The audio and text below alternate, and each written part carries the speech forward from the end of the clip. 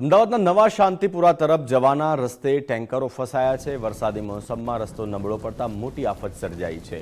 ગામના સ્થાનિકો અને પ્લાન્ટ ધારકો માટે ભારે મુશ્કેલી થઈ। ગામના લોકો માટે બહાર નીકળવું અત્યારે મુશ્કેલ બની ગયું છે। સવારના સમયે રસ્તામાં ફસાયેલા ટેન્કર કાઢવા મોટી સમસ્યા બની છે।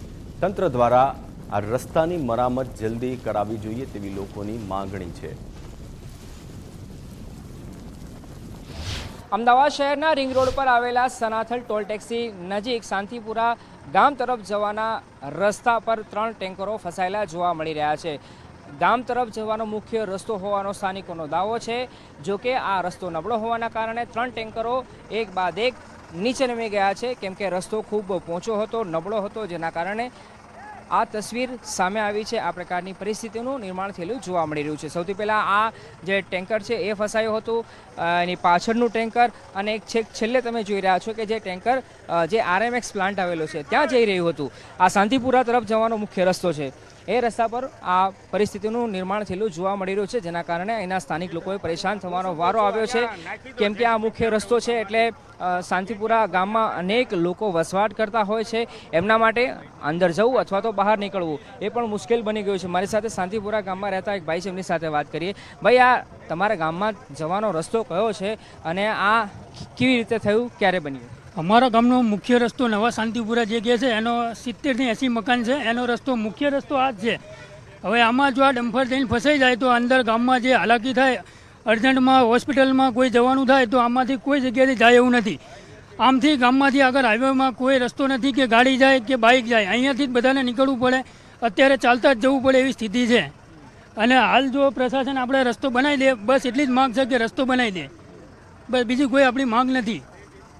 તો તમે જોઈ રહ્યા છો આ પ્લાન્ટમાંથી જેટલા વાહનો નીકળે છે, સાથે સાથે ગામ તરફ સ્થાનિક લોકો જે જવા ઈચ્છતા હોય એમના માટે પણ ખૂબ કપરી પરિસ્થિતિ સર્જાયેલી જોવા મળી રહી છે। ભાઈ, તમારું નામ શું છે અને તમારો ક્યાં પ્લાન્ટ આવેલો છે અને આ આખી સ્થિતિ સર્જાઈ છે, કેટલું નુકસાન, કેવી રીતે? મારું નામ નિખિલ છે। મારા પ્લાન્ટ અહીં પાછળ ઓછામાં ઓછા લગભગ 8 થી 10 પ્લાન્ટો અમારા આવેલા છે, બરાબર। મારો પ્લાન્ટ બી 2nd નંબરમાં છે। અહીંયા પાછળ ગામ બી છે જેની અંદર મેક્સિમમ 40 થી 50 ઘરો છે, બરાબર। પ્રશાસન અહીંયા કોઈ દેખરેખ રાખે એવું નથી, અહીં કોઈ જોવા નથી આવતું પ્રશાસન।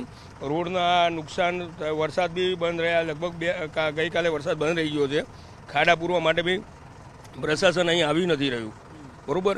તો અમારે આનો હાલાકીનો સામનો કઈ રીતે અમારે કરવો, બરાબર?